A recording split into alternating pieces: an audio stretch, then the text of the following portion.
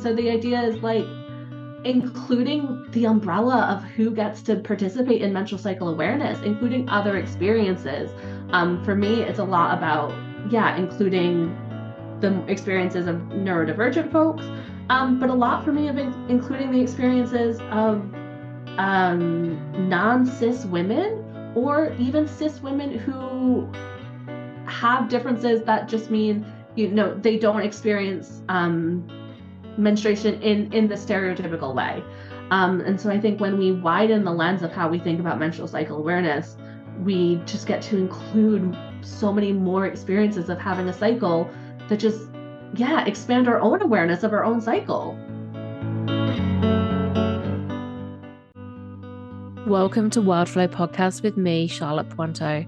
I'm an internationally award-winning menstrual cycle and embodiment coach, cycle mysteries guide, and founder of the First Moon Circle School of Menstrual Education for Children. Tune in for deep, heartfelt conversations with wisdom keepers, embodied leaders, and change makers on themes from cyclical living in flow with your menstrual cycle and body's wisdom, reclaiming rites of passages to normalize period positivity for you and the next generation, and exploring our embodied experiences, soulful transformations, and intuitive wisdom guiding you to express and embody your full power in the change you want to see in the world. Are you ready? Let's flow. Today's guest, Joeli Carparco, is a mindset and menstrual cycle coach for creatives, content creators, and coaches.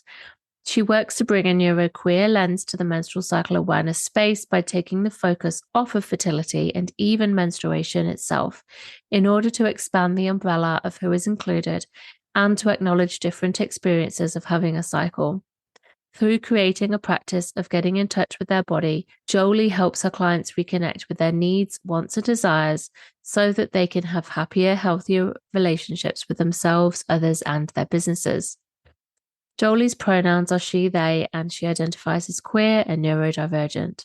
And I'm very grateful to Joeli for sharing so much insightful knowledge, wisdom, and experience with us in this episode.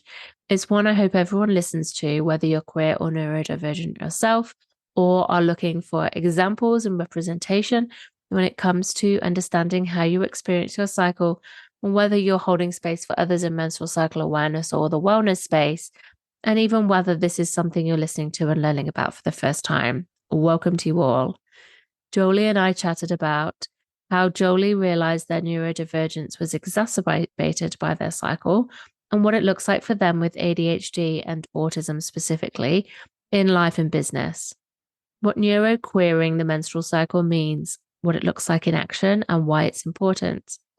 How the menstrual cycle awareness space usually excludes non-cisgendered and neuronormative people, even if unintentionally, and how that feels for Joeli.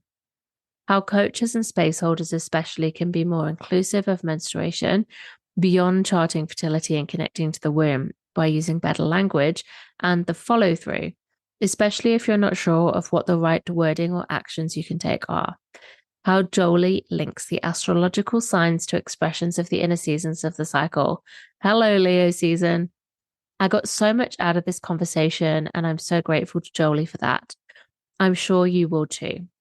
To follow Joeli and their inspiring and informative posts on Instagram, check out at Joeli Carparco and grab a cuppa. Get ready to listen in to this really important and wise conversation and get ready to go with the flow. Welcome, Joeli, to Wildflow. How are you today? I'm good, thank you. Good stuff. It's really lovely to have you here. I'm really looking forward to chatting with you. So let's start then, as always, with a cycle check-in.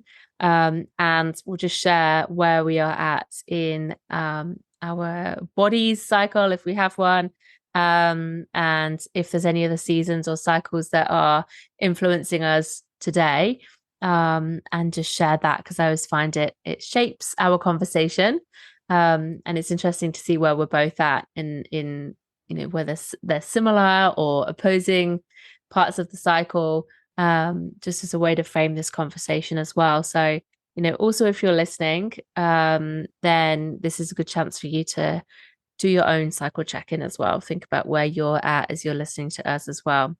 So I'll go first. So in my menstrual cycle, I'm on day 4 today. Thankfully, after a really, really long cycle that's just ended, I've finally had my period. And it's been really nice just to have a chance to slow down. I don't believe in waiting for your period to slow down. Like you can slow down anytime, but it's also when I feel like I really need it most. So just as I'm coming into it and then during. So it's like the brakes get put on for me regardless. So just to really honor that and like go with it and let it really slow me down has felt really nice. And yeah, day 4 today, still feeling quite vague and dreamy actually, and tired. And I'm at the end of my school holidays here in Australia, so that's definitely part of it. I'm pretty knackered. I'm like, oh, can I just have a bit of space for me? And it's also the new moon today, actually. So I feel like, it's like all of these kind of inward, like dark, slower qualities, and we are in the middle of winter as well here. So everything is pointing towards like outer winter, inner winter, all of these are kind of aligning quieter, slower, reflective energies within me. So I'm coming to you today from that, feeling a little bit like, where am I? What's going on? Like, oh, but like in a nice kind of chill way. So that feels it feels quite nice. Um, so yeah, I think I think that's me today. Just my blood is slowing down, but my body's still, yeah, really, as I say, really, really slow, and it might take a little while to gear up. I feel like after such a big and long cycle that's just passed. So yeah, deep in winter over here. And how about you, Jolie? Do you want to share a check-in with us? How are you feeling? Where are you Yeah. at? And yeah, what's going on for you in your cycle? Yeah. So in my menstrual cycle, I'm on day 24, which for me is in deep autumn. So I normally have about a 30-day cycle. So I specifically scheduled this recording knowing that I would be in my autumn. It's a time when I'm a little bit more focused, a little bit hopefully more on track with my thoughts, but we'll see. But yeah, a little bit just more able to be grounded and focused on tasks compared to other parts of my cycle. So I'm actually feeling really good and like really mentally clear. And that's funny, I felt that way about the new moon, which for me occurred late last night. But also like just felt a lot of clarity about some things. I keep having dreams where I'm explaining what I do to people, and I'm explaining it in a way that feels so clear and like on point. And then I wake up and I can't quite like hang on to it, but I can feel like my brain is working behind the scenes to just really like clarify and hone and like like revise thoughts around work and what I do and talking about what I do. So that's been really interesting. And then, yeah, for us, my kids are finishing school this week. So there is a lot of like, as I come to the end of my cycle, they're coming to the end of this cycle with school. And we're doing a lot of wrapping things up and tidying loose ends. But then we're also moving into Leo season.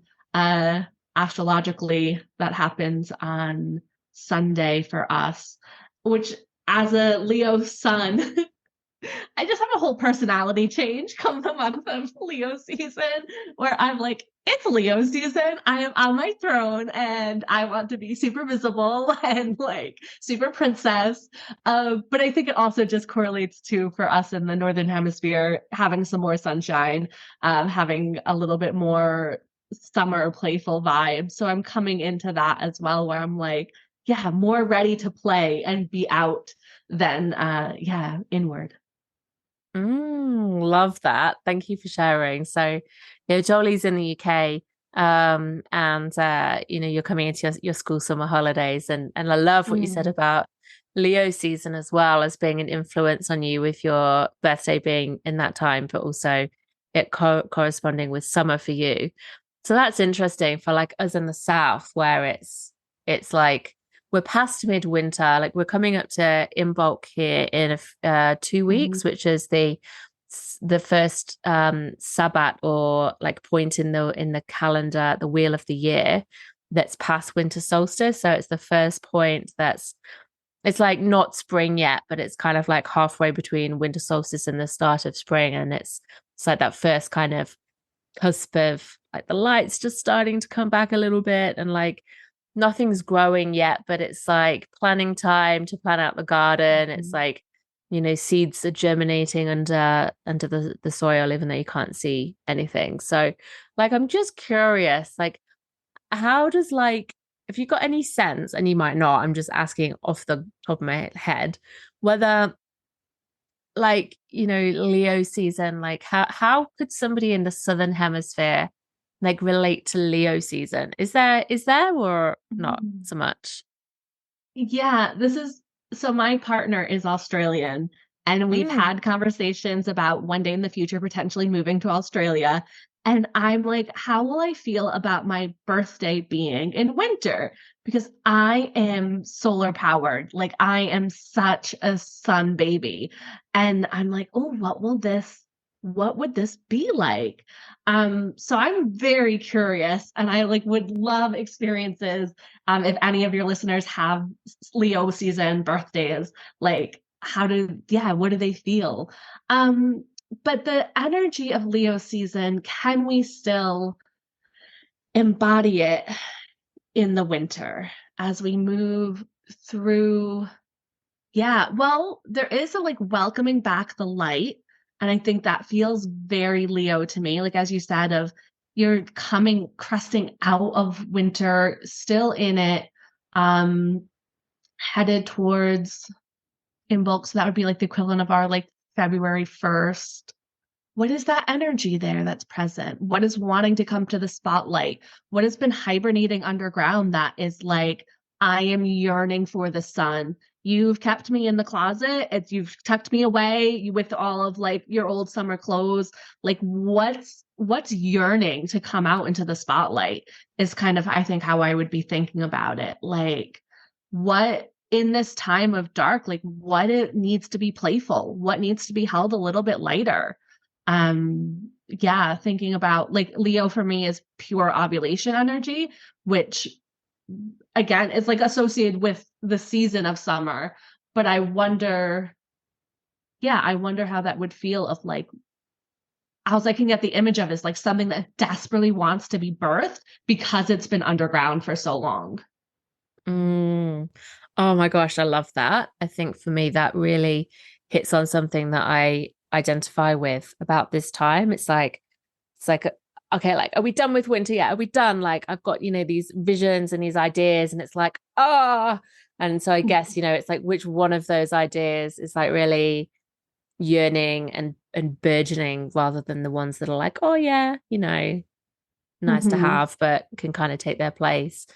And those elements within you as well, like what parts of you are wanting to be expressed maybe this cycle. I think that's awesome. Thank you for sharing. I think I'm going to really think about that.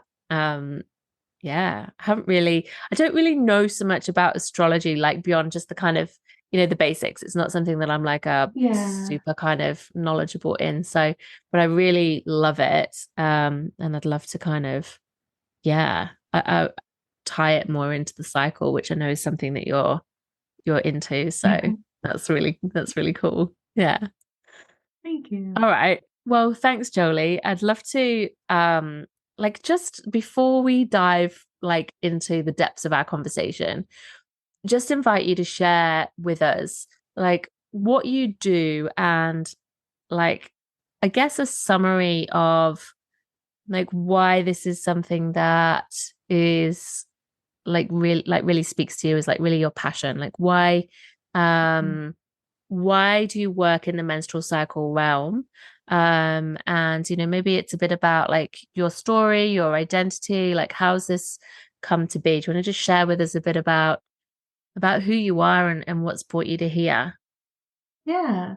So I have been it, running my own business since I graduated university. I never went down a path of traditional employment.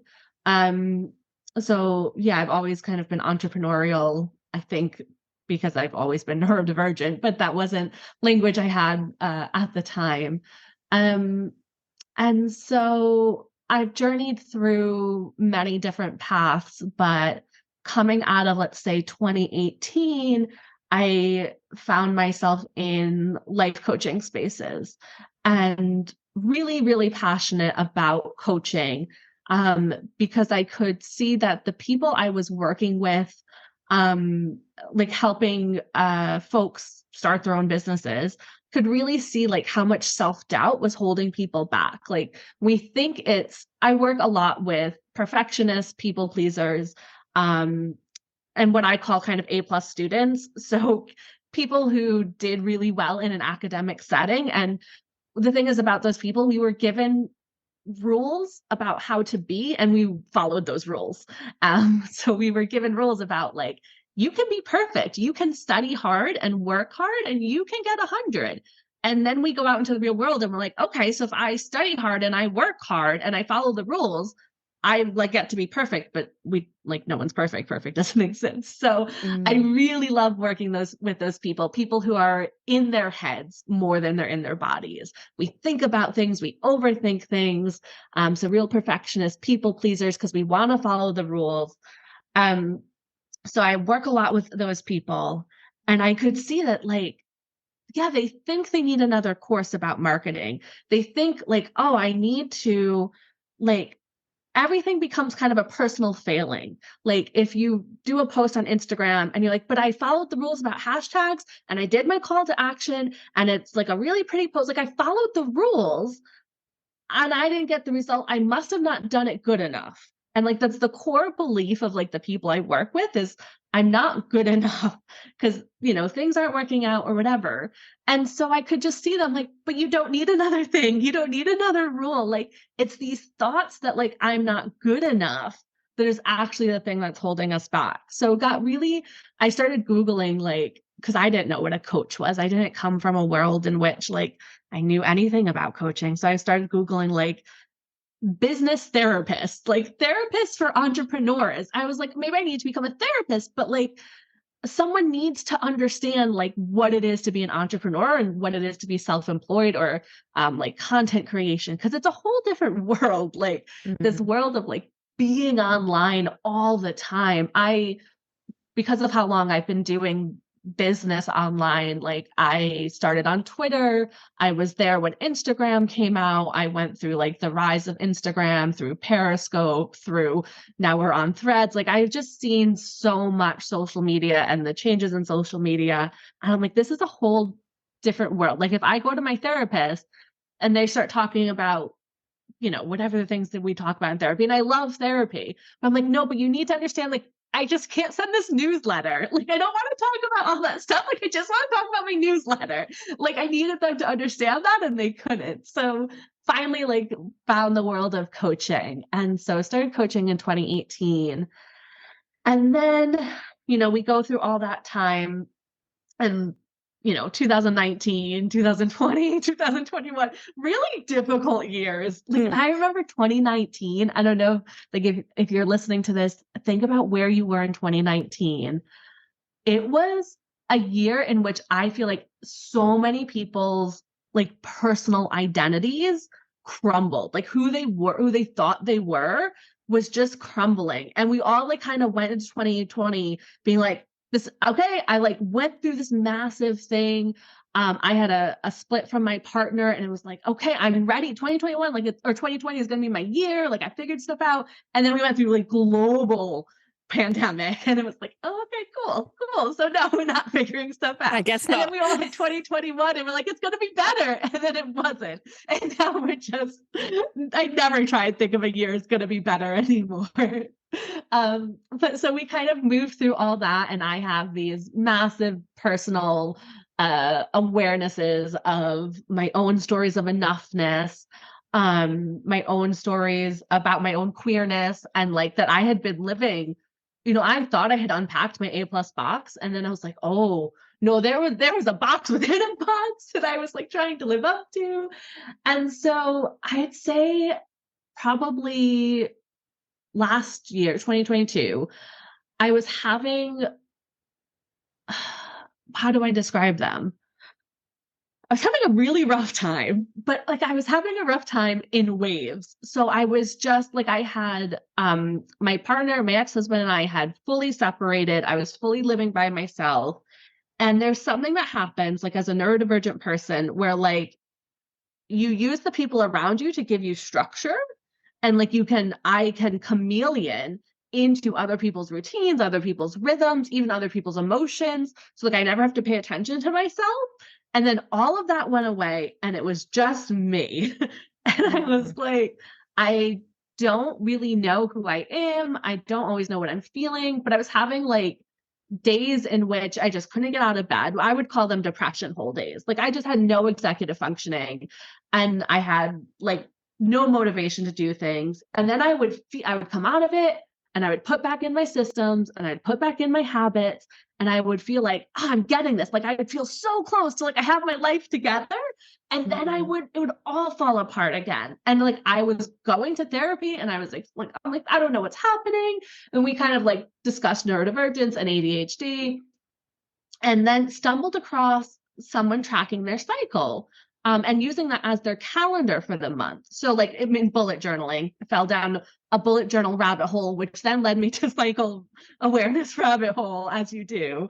But instead of planning out their month with the calendar, they planned out their month with their cycle. And I was like, that sounds fun. I want to do that. And so as soon as I did that, like literally the first month that I did that, and I started tracking my depression hole days and my executive functioning in alignment with my cycle, I was like, this is not random. This is predictable. Like immediately could see like they're happening post ovulation every single time. And then there's like another one that like a week before my period is due, where I'm like, the world is ending. I need to burn everything down. It sucks. I'm terrible. What am I doing? And as soon when I was tracking it with the calendar month, they felt random. Tracked them with my cycles, like this lines up. Like this is not random at all. And it just was like the biggest light bulb moment for me of like, I'm not broken, because it was like, oh no, this is not like, I'm not, yes, there's a mental health thing that I can like work on and improve, but it was like, these are predictable. I can prepare for it, and I know it's going to pass. And I was like, oh, okay. So then that kind of really started my journey into cycle awareness and really getting to know my own cycle, and realizing like how my self-doubt matches up with my cycle, and really like started sharing this with friends. I'm the type of person that like my girlfriend jokes, like I track her cycle in my head. And so she'll be having some, something, and I'll be like, yeah, but babe, like this happens every time you ovulate. And she's like, how dare, like, what, how do you know that? you don't see this? Like I acknowledge your problem and your feelings are valid. And also we go through this every time, like, you ovulate or you do this or whatever. So it's this joke of like, is the world ending, or is it day 20 of my cycle? Like having that awareness has just like, it lightens how I feel about what I'm going through. It makes it so I can hold it less like seriously, because I'm really like, well, I used to be like, honestly, what is wrong with me? Like, why? Like, what do I need? What do I have to fix? Like, I kept trying to fix things that it's like, oh, actually, like, I don't need to fix this. I just need to know what's coming and prepare for it. And it completely changed my experience of this real, like, up and down moods that I was going through. And so, yeah, that kind of led me to where I am today, where I realized, like, as a coach, it's really helpful for me to be like, okay, is this self-doubt, or is this a week before you bleed?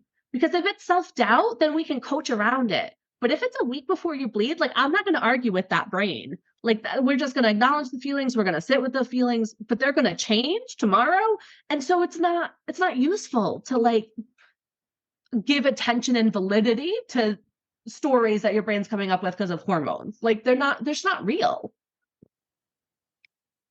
Amazing. What a story. That's fantastic. I love hearing that because I can, one, in parts, like I'm not neurodivergent, but relate to that sense of like, oh my gosh, when you start to track your cycle and line things up by your cycle, you can be like, look at these patterns and how it's shaping you.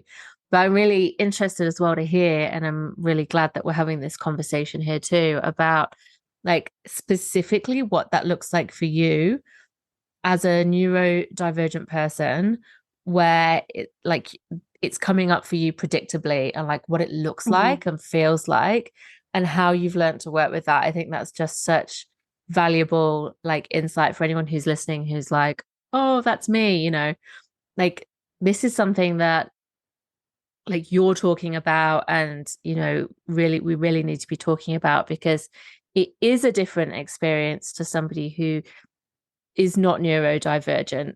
And I also think, and I'd love to ask you, like, do you find that this is something that is quite common for people with, like, say you have a specific diagnosis, like for example, do you find that it's like quite, like, oh, okay, you have ADHD or you have autism, like, so therefore you're likely to experience your cycle this particular way?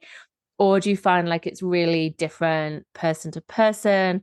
We are all obviously different things going on in our lives and worlds, but do you find there's like these sort of predictable like experiences that can be like across the board for people? Yeah, I do find that like when I talk to neurodivergent folks just in general, like they immediately resonate with a lot of things. And so obviously, like you said, it's a spectrum and everyone's different. And I'm not so sure about the difference between like, oh, if you have ADHD, it's this, but if you have autism, it's this.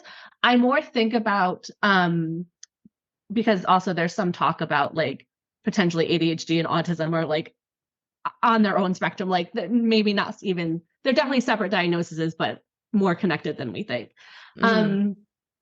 But what I think it is like if you are prone to overstimulation, or like if you are like sensory processing differences and parts of your cycle in the same way, because that's my experience of like so just going through the cycle, like I would say in my winter when I'm bleeding, I actually find that to be a really calm time for me. And I don't know if that's like universal, but like whatever the hormones are doing at that time, which I know what they're doing, but it's not important. My body reacts really well to that. Where I'm like quite calm, quite creative. But what I have noticed is it's a big picture thinking time. So don't ask me to make small decisions. Give me literally a big piece of paper and a marker so I can draw out and dream big. And my thoughts are not linear, they are scattered, but that helps me with like really big pictures and like really big connections. So for me in my winter, it's a really good time to plan out the rest of my month, or like to plan out like a workshop I want to do, but I'm not planning details. I'm just like coming up with themes and like, oh, this might play into this. So, but what I really had to give myself was the tool of big pieces of paper, because I just like, I can't make things line up. I can't like just write notes. I have to like draw Venn diagrams and spider webs and things like that. Moving into my spring, I start to be more chatty. So it's a time of like voice notes will be like 10 minutes long. So, but I might be like more chatty on social media. Social media posts might be easier to write. Starting to feel good, but I can also have a lot of ups and downs in spring. And I know a lot of folks, and maybe this is neurodivergence, maybe this is not, but like that anxiety, that overthinking can come in real hard in spring. And then as I move towards summer, as I move towards through ovulation, that's when, for me specifically, ADHD tendencies ramp up. So I am like, have the attention span of like 2 minutes. Like it's the time of like, I will be in the middle of a task and then I will get distracted and open another thing. And then 2 hours later, be like, oh my God, I was in the middle of grocery shopping and I like never checked out the cart. Like it's really hard. So I often like don't work in like I book out my ovulation more than I'll book out my bleed because I'm like I just can't sit at my computer. I can't I just will not have any attention span. But what I have noticed recently that I've been tracking is I also get really excited about things, but I'll want to start like 10 different projects. And it's actually something my partner and I have noticed where like we have a tendency to really overestimate our capability in summer and be like, yeah, we can like go to town and do this thing and do that thing and then come home and make like a 4-hour like dinner that, it's something that's super complicated. And then we'll do this. And then we get to the end of the day. And if we're not careful, we'll feel bad that we didn't get everything done. When then like objectively, I'll be like, we were never going to get all of that done in a day. Like we can't do all of that in a day. So there's a real tendency to like, for me, especially, I really caught it this past summer or my past ovulation where I was like, oh my God, I want to start this and I want to launch this and I want to do this. And I was like, no, we made a commitment back at the beginning of the cycle that we were doing one thing. So yeah. And the closer I get to ovulation, the more prone to overstimulation I am. So going to shops, everything's too loud. I become almost more withdrawn and more insular, and I can become, and this may be more of an autistic trait that people might recognize in themselves, more prone to like shut down because everything's so loud. Like I just like won't even want to talk because it's so much. And then we move into post-ovulation dip. And that is the hardest part of my cycle for me, in which those are the days I have no executive functioning. And so what that means for people who are unfamiliar, honestly, for me, it feels like having the flu, but like physically I feel well, but it's that feeling of like, I'm lying on the couch and you could drop, 200 pounds in front of me and be like, all you have to do is get up off the couch and you can have this money. And there is not a single thing I can do to get off the couch. Like, I'm like, I would look at it and be like, yeah, cool. I know I want to do this. I know I want to get up off the couch, but I just can't. And so those are days, where if I prepare for it and have compassion for myself, I'm like, cool, we're just not going to get anything done today. But those are also days where like, actually, if I have a commitment on the calendar, so like if I like have to leave the house for something else, that can help. Or ask a partner, ask some supportive people to be like, hey, I just need someone else to like help me get into motion. Those are also that time period I found giving myself physical tasks to do, tasks which are geared towards, for example, cleaning, where it doesn't quite matter if like I start cleaning the sink and then get distracted because something has to get put away. Like actually it helps get the job done. If I like have that 2-minute focus, that can be really good for me. And like I said, like I'll, clean the house, something physical because that helps burn off some of that excess energy. And then as we move into autumn, super focused. Like this is my hyper focus time. I can work like long hours. Again, something to also be careful of because it can be like, oh, I worked a 10-hour day and I didn't give myself a break, but I'm just like in the zone, hyper focused. So it's a time of really implementation for me of everything. Like if I'm delivering a workshop, it's the time where I'll do all those last minute details. I'll write up the notes, like something that just needs just that. Yeah, I'll think that focus, that drive, that like, cool, we're detailed, we're getting this done. And then, yeah, as I move towards the end of autumn, I think that's just when like physical tiredness, that's more like, I feel like less anything to do with neurodivergence and more just that normal physical tiredness comes in, that really slowing down until my bleed starts. And then I'm like, oh, cool. Like hormones are coming back. I feel better again. Here we go again. Yeah. Thank you so much for that breakdown. That's so helpful. And yeah, it's interesting. As I was listening, there were parts where I'm like, oh, I recognize that quality in myself at that time. But then obviously other parts where it's like, something that is very much not something I experience, and like obviously something that is part of your experience. And then also times where it's like, yeah, I can kind of relate to that, but like yours is like a real amplification of that quality. So it's really obvious that, like having cycle awareness as a neurodivergent person, or someone who's holding space for neurodivergent people as well, because, a lot of people listening to this are doing that. Like having that awareness of, one, like very broadly, like again, everyone experiences the cycle differently.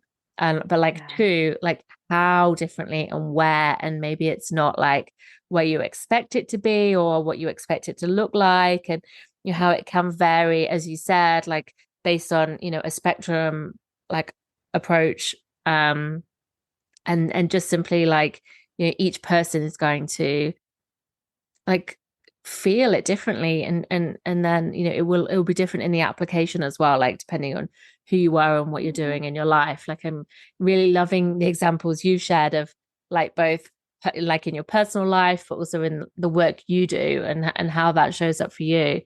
I think it's, I'm hearing in you that it's just like a really powerful tool. So yeah, it's really great to hear like just what that's like for you. Thanks for sharing, Joeli. And I love the term that you've shared with me, which is neuroqueer. Could you just share, like, for anyone who's like, what's that? Not heard of that. Like, what does that mean to you as an identity?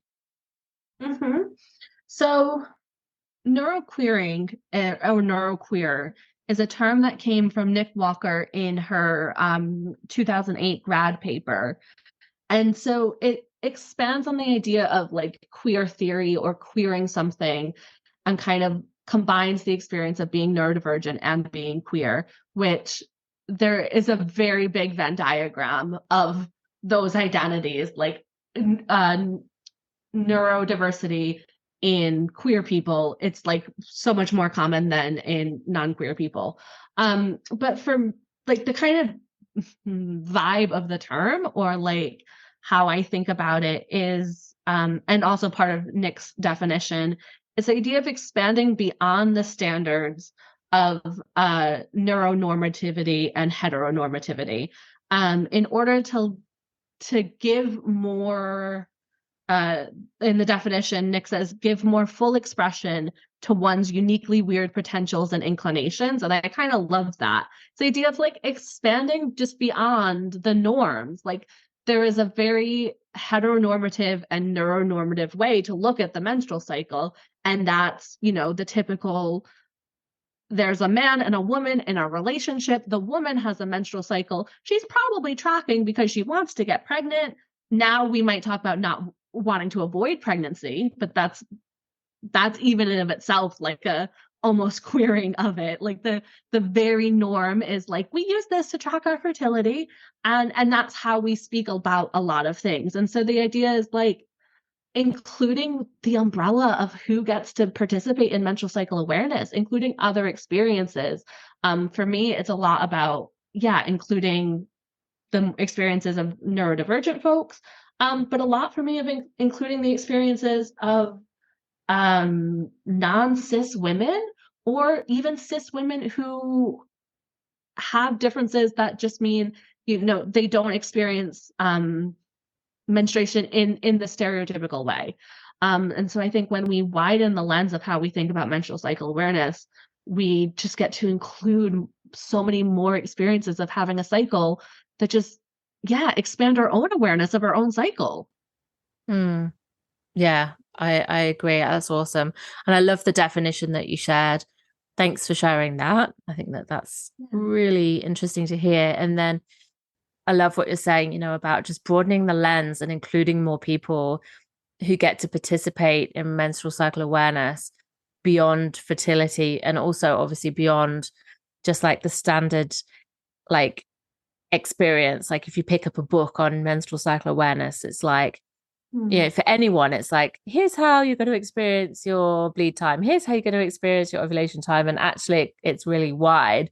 And then add on the lens or the experiences of, different identities as well. And I'm just hearing how broad and different that can be. And also obviously that it can feel quite like exclusive to like people who are cisgendered, neuronormative, is that the right way of saying it? Like these sort of, like, I guess the dominant identities in culture. Is it okay for me to ask you, Joeli, how have you felt or found these narrow definitions or like descriptions, or like, the kind of archetypal, like, this is what menstrual cycle awareness is, like, how has that excluded you? And I think it's tricky because there's a part of me that wants to like people please and be like, I not felt excluded, it's fine. But like letting that part take a back seat. There's a lot that, like, when I explore particularly menstrual cycle awareness spaces where I'm like, oh, you don't want me here. Like, this is not for me. This information's not for me. Or specifically, like, you don't want people like me in here. And by that, I mean, so I'm still playing with labels, and there's like a piece in me that's like feels maybe nervous to claim like a non-binary label. I tend to think of myself as like gender agnostic, where I'm just like, I just don't buy into the concept of gender as prescribed by society. And I think I experience what's called social dysphoria sometimes with my gender, which means that I feel so comfortable in my body. Like, I don't have any body dysphoria. I feel very comfortable with calling myself a woman, with like, my girlfriend, or calling me her girlfriend. Like, I feel very comfortable with that. But then when I'm in a group of what reads as cis women, cis straight women particularly, and they're like, oh, I'm so happy to be in this group of women, there's something in me that feels like that I'm not that. Like, when you say when those in those groups, when they're using the word women, I'm like, I don't know that you're including, if your definition of women is as expansive as my definition of women. And so then that can feel, it feels essentially very dysphoric, where I'm just like, oh, I'm not comfortable with you calling me that. So the best way I can describe this is, I previously was in a relationship with a man, a hetero relationship, kind of, I guess. But I really didn't like the term wife. And I was like, I just don't know about this. Like, I just feel kind of weird, like being called a wife. And what it was is because my box of wife, what I thought what a wife should be, was married to a man, cis, straight, kind of even still have some ideas of like, being the primary caregiver, putting family first. And I was like, but I'm quite ambitious, and like, I love the work I do so much. And like, that's kind of my priority. And I'm not always very soft and maternal. And I love my kids, don't get me wrong. Of course, I love them beyond anything, but I'm not a person who's like, my kids are my whole life. Cause I'm just like, that's just not how I feel. So there were a lot of ways I'm just like, oh, I just don't feel like I fit in this box of wife. The minute wife became married to a woman, and like that wife was a woman married to another woman, like that, I'm like, oh yeah, that feels fine. Like the minute wife became a queer term, it fit me. And so it's like less about, I don't know what the question was, but it's like less about the words and more about the feeling and the box. And so menstrual cycle awareness feels like the box is very small of who we're talking about. We're talking about women who have wombs. We're talking about women who want to access the feminine. We're talking about women who, just have this sometimes very soft, very pastel, there's a very particular, a lot of times she's white, a lot of times she's thin, and a lot of times she's cis, she's straight, and it's a very small box of who gets to be included in that wellness space, that then I can just like, I'm too big for this space. And so I'll just like, yeah, you just feel like, oh, you're not talking to me. Like you don't know my experience. You don't recognize my experience.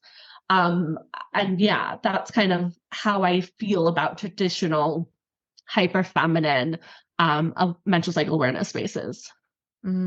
Yeah, thank you for sharing that. It's really important to hear. And thank you so much for that part of you who wanted to be like, no, it's fine, it's fine. letting that part of you just take a seat and go, it's okay. Like, I'm glad that you felt able to share with us your truth. That's really powerful to hear and to witness and to learn from as well. And yeah, so I'm hearing then, so it's almost like I heard this said about inclusion is that like if you don't actively include, you're automatically excluding. So like I think what I'm hearing is that like unless somebody is like making a stand, like, defining the box as a broader box, then it can come across as like this narrow, like, oh, I'm not sure if I'm welcome here. I'm not sure if you have an understanding here of the fact there are people here who have bigger and broader experiences and identities, and because you haven't actively included, I'm not sure I'm safe, and I'm not sure I'm included, and therefore I'm not sure I'm safe. Yeah. Does that feel true? Exactly it. Yeah. That it feels exactly that, of just kind of just, and sometimes I feel like, oh, well, this might be unfair. And, I also want to say, like, there's nothing wrong with those spaces. Like, I'm not being like, oh my God, no space can be like that. Of course they can. It's just that I'm going to then make the assumption that it's not a space for me. And I'm absolutely fine not having spaces that are for me. Of course, like, there are going to be a lot of people who don't feel like they fit in the spaces that I create. And that's totally okay. But what I think what my thing is, I'm like, oh, honestly, I don't really see any spaces where I'm like, oh, you're coming at this from a really queer lens. And so, yeah, there's that thing of like, oh, okay, you're not actively like trying to be inclusive with anything. So I'm just kind of going to assume that like, I'm not probably going to feel very comfortable in that space. Yeah. Okay. And so what would help you to feel included, like genuinely, and not just like, tokenistic wording, or like, what is there something that people can be aware of, I guess, is what I'm thinking of. And not, like you say, not all people are going to be right to hold spaces for identities other than their own, simply because they won't be able to do it justice and hold that safe space for you. But like, what can people be aware of, if they're wanting to, really let people know that they're there, they're doing the work, they're, able to, or whatever that is. Yeah, I'd love to hear from you. Yeah, definitely. I think the first thing is just check in with yourself about like, what do I mean when I say the words I'm saying? And like, who do I want to hold a space for? So like one of the things that I see a lot is, let's say you say, I help women with their menstrual cycles. Or no, that's not quite right. Let me think. I hold women's spaces where we reconnect with our cycles. That's a little bit more broader language, right? If I And then she's like, okay, cool. So trans women are women, and it's a trans woman comes to that space.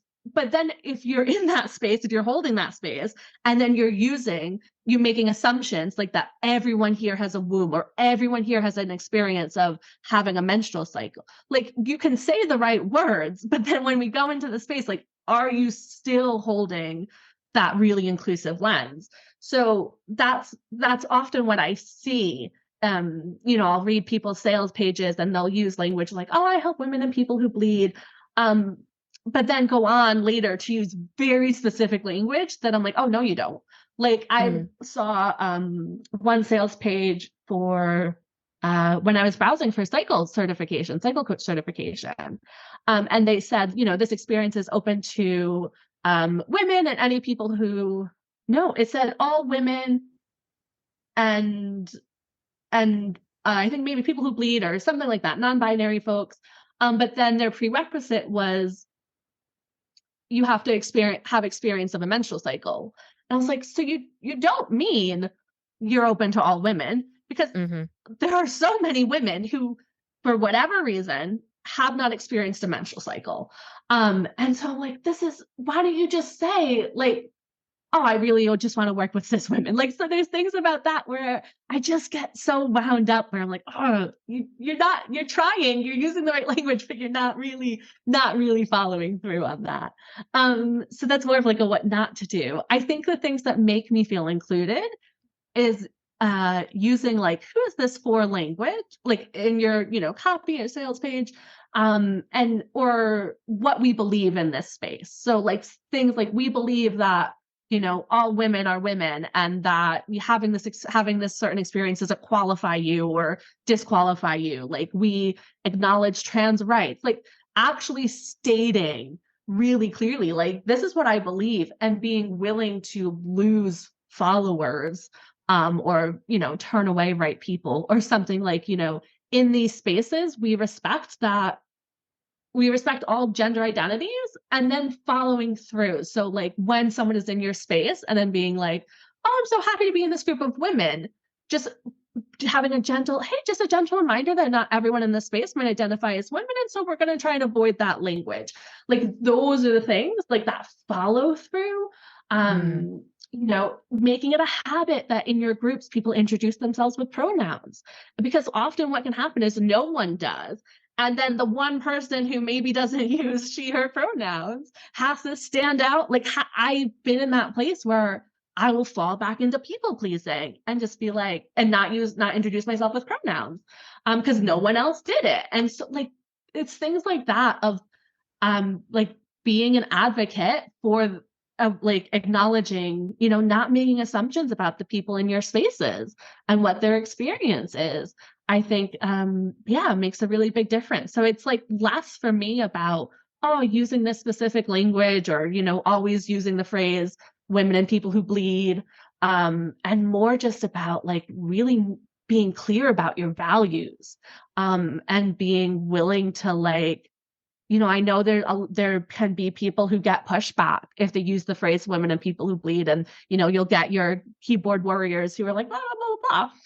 Being willing to be like, yeah, okay, this is fine. Like I know some people are going to disagree with this, but I actually like am using this language not because I should, but because this is, how it is.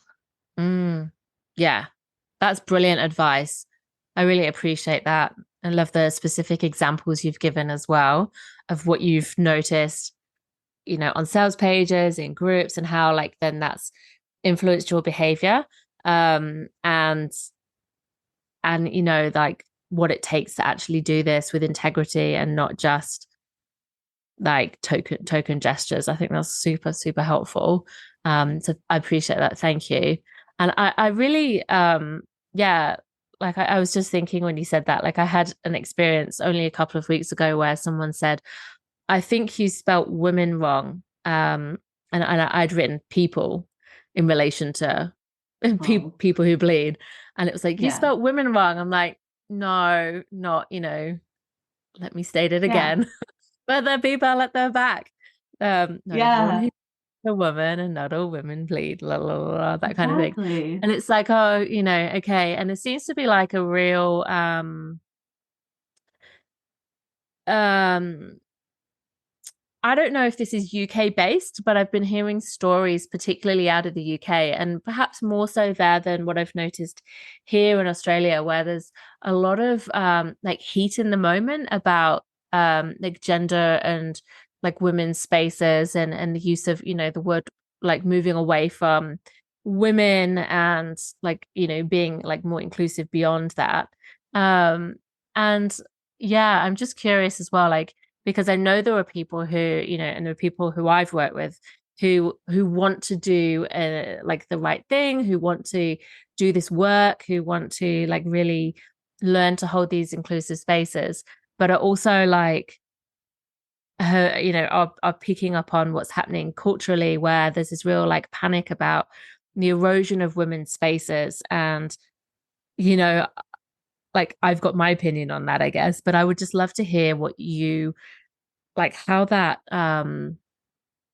like what it means when we use language beyond just woman and women, and like what's going on in that kind of sense. Like, can we say women, you've said women and it's like we don't need to stop using the word woman altogether because people do identify that way. But it's not just limiting it, it's like taking this more additive approach of beyond just that. But like, do you have any thoughts on, if someone's listening and like are curious, or like, kind of sitting on this place of like, how do I kind of reconcile this maybe? Like Mm, what are your thoughts on this? yeah. So I have like a real nerdy response to this. I feel like I should preference like I'm a Virgo rising. Sometimes I'm just very practical with my language. So I come at this from like just a very practical like approach where if I mean people who bleed, I'm going to say people who bleed. If I mean people who have uteruses, like that's what I'm going to say. If I say women and people who bleed, then like I have confusion about that phrase because I'm like, do you mean women with uteruses and people with uteruses? Or do you mean all women and then just people with uteruses? And like, why are we talking to all women, but then only people with uteruses? Like, not, let's say, non binary folks. So you mean you work with all women, but just non binary folks that have uteruses? Like, it gets more confusing when you try and dissect it. Just say the thing you mean. But I also think about like, so if you think about math, we have like rectangles and squares, right? Like all squares are rectangles, but not all rectangles are squares. But if I just talk about rectangles, no one's out there going, oh my God, that's square erasure. Like squares still exist, even when I'm just like, oh, okay, rectangle this. Like people who bleed is a bigger box. Like it's not erasure, it's just a bigger box. Like under the category of people who bleed are women who bleed and non-women who bleed. Like it's just a widening of the box. It's not in my like there's nothing about it that feels like erasure to me. And the thing, what do I want to say about this topic? Because it's such, I think what can happen is people feel like the opposite of patriarchy is feminine rising. That and so we have to reconnect with the feminine, and that we have to like women need to rise. But like that's not the opposite of a patriarchy.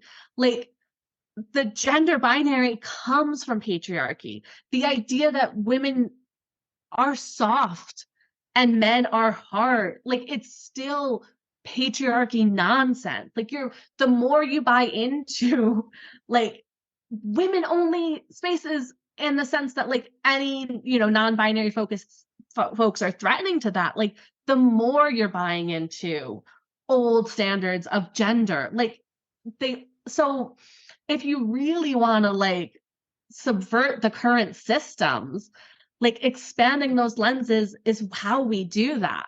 And I think there can be, but I think there can be an attachment. And this is such a conversation, like a whole other conversation that I don't want to go down to, but I think what I feel is when we attach so much to one specific lens of a woman, and this is how I feel honestly about things like reconnecting with the womb, like when we attach, that's where our power is, then of course we're threatened by a woman who doesn't have that same thing. We're like, well, how can you come take our power because you don't like, so we need to just like let go a little bit and be like, no, it's not this binary. And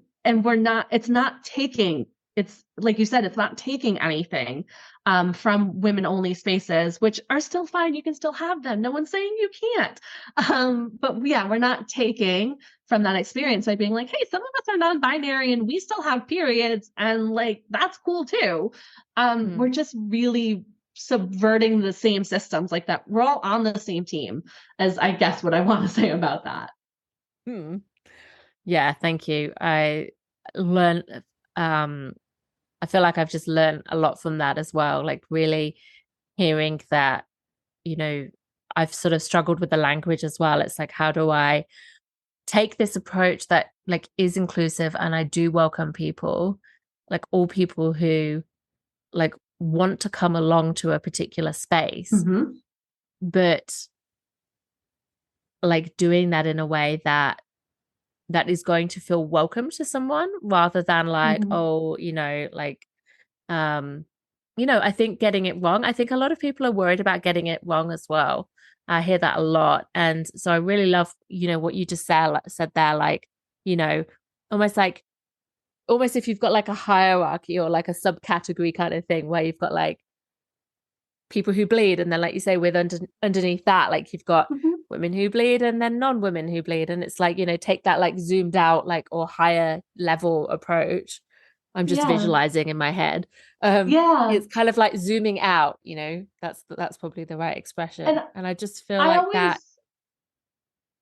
Yeah, I was just gonna say, I always ask people to like think about what you're saying. Like, so like when people are in a group and like they say like, oh, I'm so happy to be in this group of women. What do you mean by that, by women? Do you mean I'm happy to be in a group of women who have vulvas, or people who have vulvas? Because that's kind of weird. Like, why are we happy to be in a room with the same genitalia? Like, so what are you actually saying?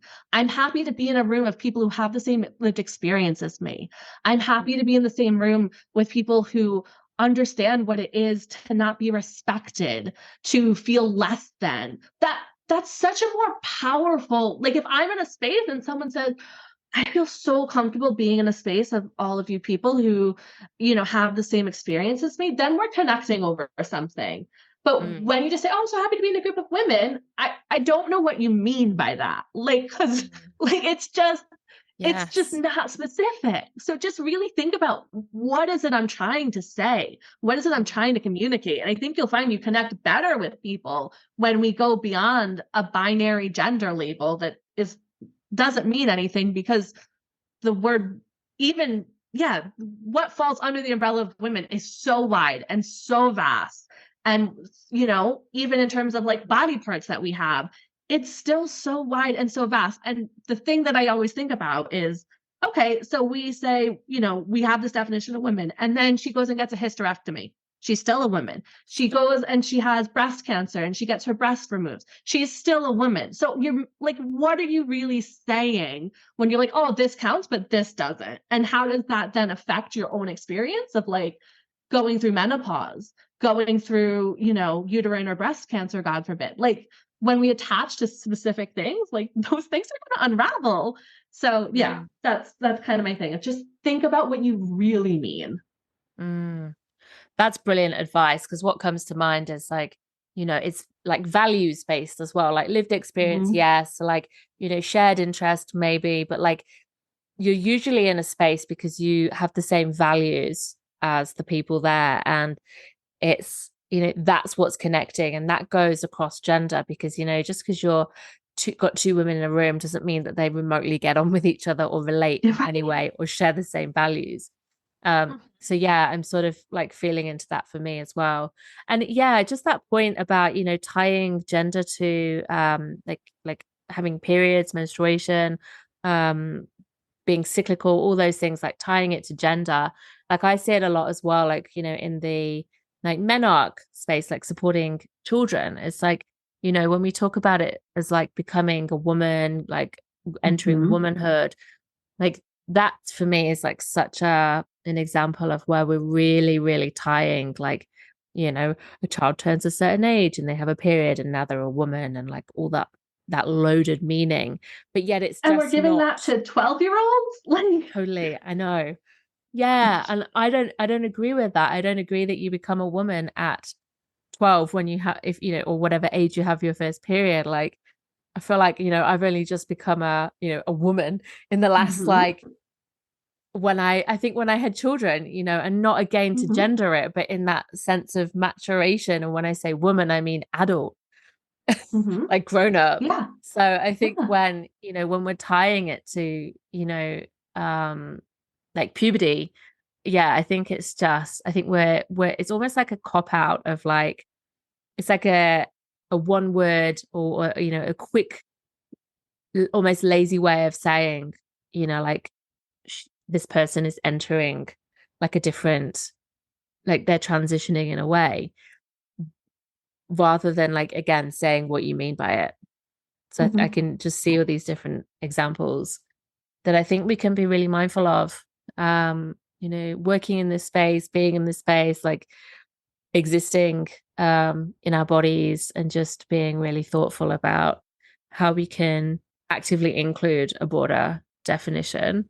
Because I think when we resist this as well, like children, I'm really noticing are really like, they share pronouns, they understand gender is on a spectrum, as well as neurodiversity and all these other things. It's like, we're the ones who need to keep up with the Yeah. times. But it's kind of like when you look at the elderly now, and they're like, I have no idea how to work this computer, like, can you do this for me?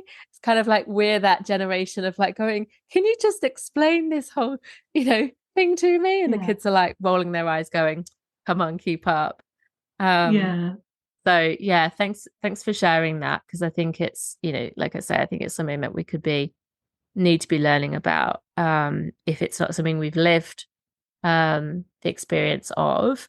But also I hope that this conversation really helps anyone listening who's like, trying to maybe like express their particular experience or identity, or like make space for themselves in this, I don't want to say industry, but like in this space of, like you said, well-being, or like more narrowed down, like menstrual cycle awareness. Because it is um offered as a very gendered thing. So yeah, I hope it's helpful for people as well. Um yeah, so I think that's just been an awesome conversation, Jolie. I really appreciate your time. I Thank you. appreciate so much your sharing, your teaching us. I'm really glad that we've been able to have that chat. Is there anything else that you would like to leave people with that hasn't been said? No, I think we covered so much ground. And yeah, I welcome anyone to reach out if they have questions, or if something came up for them that they need holding space for. Like, I am open to, and even if it's just, I don't understand anything you talked about, I am open. If you're open, I am open to having those conversations. So yeah, I hope this at least gave some people some things to think about. Mm, thank you.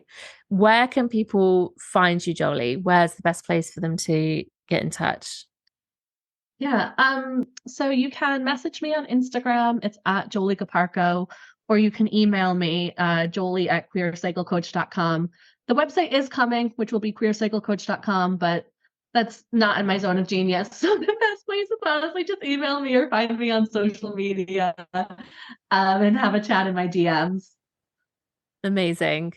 Thank you. So I'll put those links in the show notes so you can go and chat with Joeli and follow her beautiful and really inspiring and really like I feel like you really bring like a real level of truth and like to your posts on Instagram, and I read it and I'm like I learn from it, but then I also just like get this real strong sense of like you really know yourself and you know how like you know who you are and how you experience not just your cycle but all things, and I think that you're doing amazing things. So yeah, go check out Joeli's work and yeah, follow along and give her a message if you want to. All right, well, thank you, and on that note, Thank you so much for having me. Yeah, we'll wrap up. Thank you. Bye. Thanks so much for listening to Wildflow. I love having you here. If you're loving this podcast, please show your love by leaving a review and a rating, and share your fave episodes with those who you think would love to listen to help share this passion project of mine with the world far and wide. To take the next step and learn how to live, love, and lead in flow with your cyclical nature, or for deep guidance and support in your cycle embodiment journey, discover my freebies, online journeys, trainings, and coaching on my website at www.charlottepointo.com. Until next time, go well with the flow of your body's cyclic nature.